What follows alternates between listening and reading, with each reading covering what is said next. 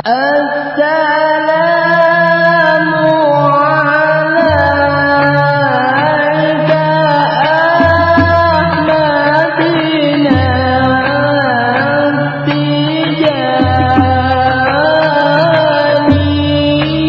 Assalamu alayka.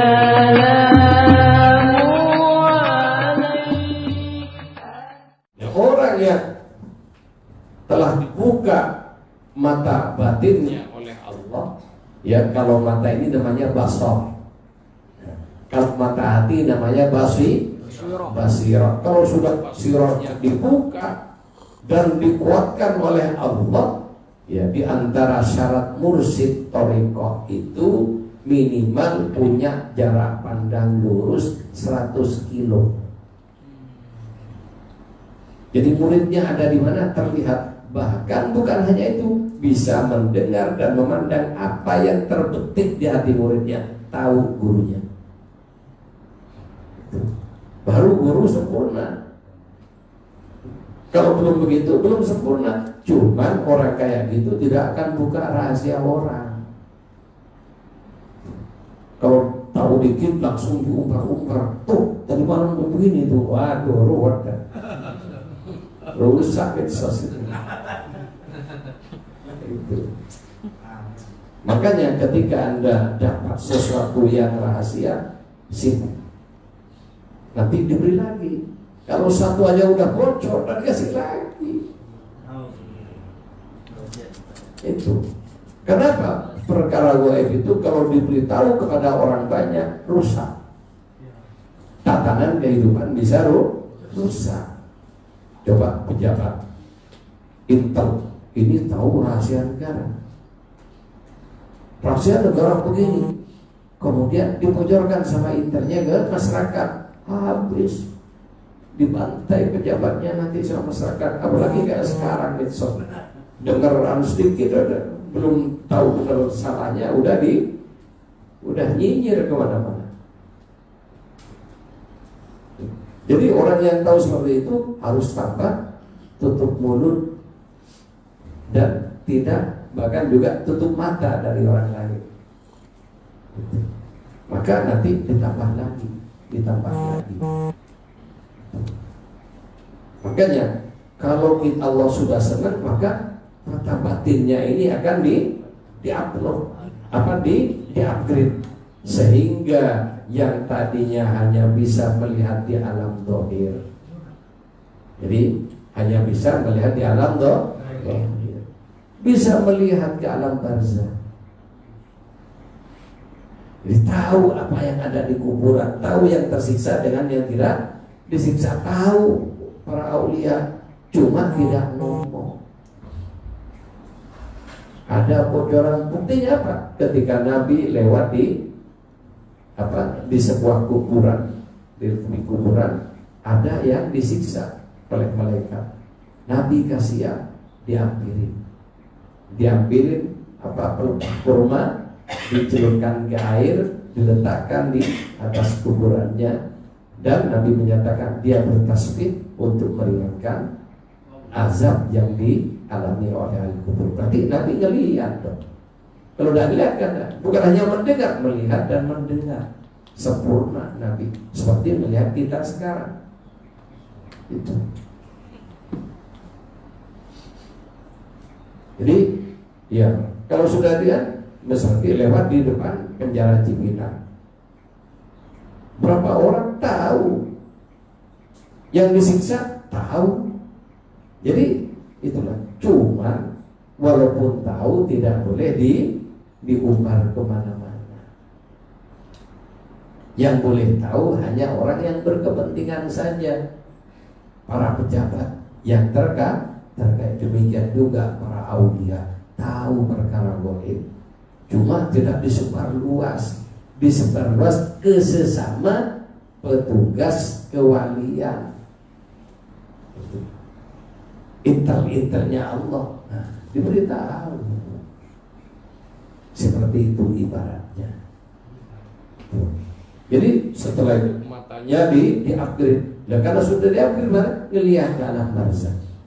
Termasuk ketika ziarah ke Rasulullah atau dalam sehari-hari hari ya bisa melihat Rasulullah dalam sadar, bukan dalam mimpi lagi. Begini bisa melihat kepada Rasulullah cuma dengan basirah, bukan dengan basar. Itu. Ingin tahu contohnya? Ingin? Coba dulu ingat ketika yang sudah punya istri, ketika masih pacaran dulu gimana? Walaupun berjauhan terlihat atau tidak?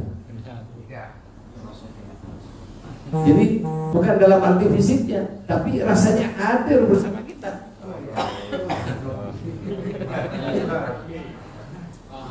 Sehingga walaupun ada orang lain cakep lewat di depannya, tidak terlihat, karena sudah dibatasi oleh wajah orang yang dicintai. Ya seperti itulah orang yang dibuka basirnya dengan Rasulullah SAW. Jadi walaupun melihat macam-macam, yang terlihat hanya Rasulullah.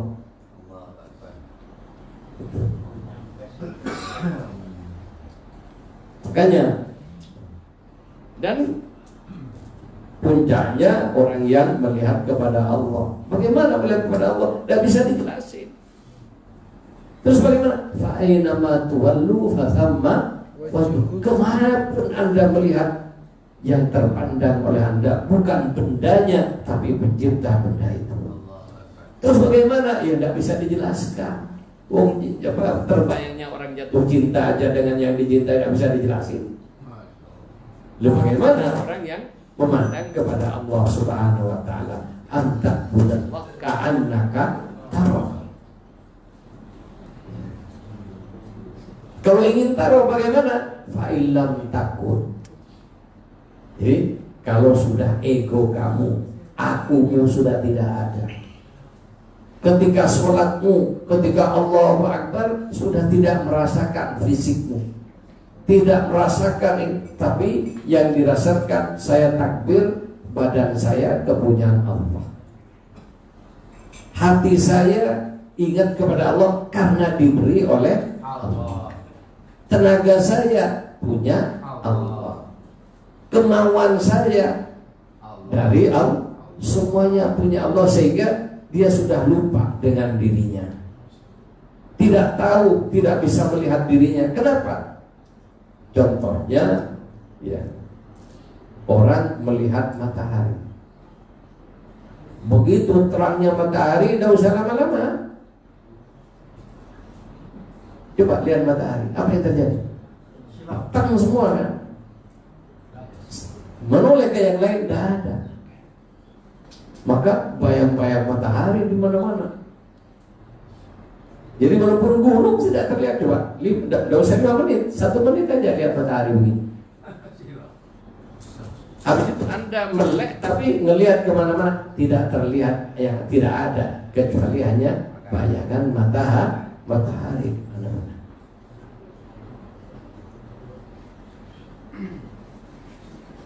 Oleh karena itu, ya, kalau ingin sampai ke sana, maka setelah kita membersihkan dari dari najis, setelah itu membersihkan hati dari dosa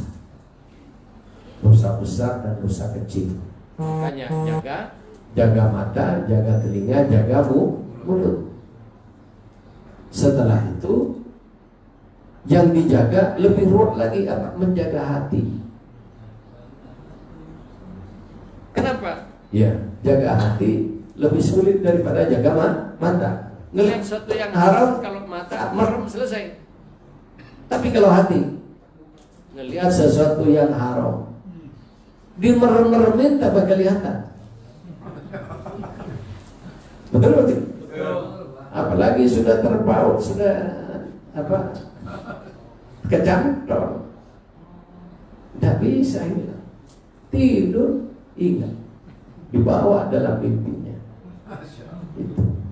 Mau makan ingat, ingin tidur ingat, mau apa aja ingat. Itu kalau sudah, apalagi sudah tunangan, sudah kapan tanggal nikahnya, ingat kamu terus.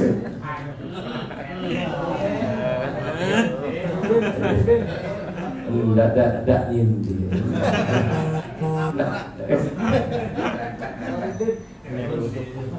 Jadi membersihkan hati dari dosa. Setelah itu membersihkan hati dari sifat-sifat tercela,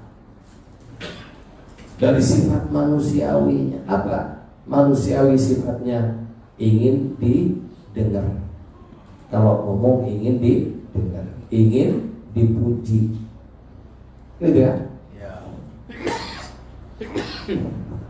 Sehingga karena ingin dilihat, maka ya walaupun biayanya besar, perawatan, tiap hari datang ke salon, tiap hari datang ke spa, sampai kulitnya bening bercermin, wah senang, maka keluar dengan wajah ya toleh siapa yang lihat aku. Termasuk juga kalau ustaz ngapalin hadis, ngapalin ayat-ayat Quran, habis itu setelah ceramah telah toleh siapa, coba kau lakuin ceramah. Kalau orang lain ada apa tidak? Banyak. Selesai, gimana ceramah saya? Ini kondisi. Nah ini harus dibersihkan. Berarti akunya masih ada. Setiap ini ya harus diberitahukan agar supaya dapat pujian. Dan kalau selama masih seperti itu, berarti Anda masih jauh, tidak akan dibuka. Berarti masih belum karena Allah. Jadi ria biar terlihat, sum'ah biar terkenal. Ta'ajub ya, kalau sudah merasa ini dilihat, sudah dilihat 1000, dilihat berapa kali tayang, bangga. Kalau ketika yang lihat sedikit kecewa. Ya kalau seperti itu berarti belum lillah. Dan terus sampai tambah tinggi ya, takabur. Nah ini harus dihilangkan. Ketika ini sudah hilang, sifat-sifat mahmumah, termasuk juga sifat iri ya. Kenapa? Kalau sudah takabur ada sifat yang lebih jelek lagi, iri, dengki. Dan ini yang dipakai oleh iblis. Karena orang sombong itu kalau ada yang lain yang minim agak sama aja sudah tidak nyaman. Orang yang sombong dengan mobilnya, punya mobil Avanza, ada temannya bawa mobil, sudah tidak enak. Beli lagi yang lebih tinggi kelasnya, Innova. Setelah datang ke Zawiyah, ada yang bawa Innova juga. Tidak nyaman, nyari lagi, ngutang-ngutang jadi itu. Nyari lagi Fortuner. Ternyata berikutnya ada lagi, ternyata ada yang lagi bawa Fortuner. Apalagi pas Land Cruiser, aduh tambah pening itu. Alphard lagi. Bisa-bisa ditabrak itu kan. Itu kalau sudah iri dengki, yang awalnya dari sombong. Orang selama seperti itu jauh dengan Allah Subhanahu wa ta'ala. Ya kalau ingin dekat ya dibuang sifat-sifat ini. Jadi dibersihkan dari sifat-sifat tercela. Apakah sudah selesai? Kalau sudah sifat tercela sudah lumpuh? Belum. Masih ada hijab. Nah, ini yang kemarin dibahas 165.000 hijab. Untuk foto harus membuka 165.000 hijab. Baru sampai futuh belum wusul. Itu perjalanan rohani kepada Allah ini perkara yang sangat rumit. Itu ya maunya simsalabim.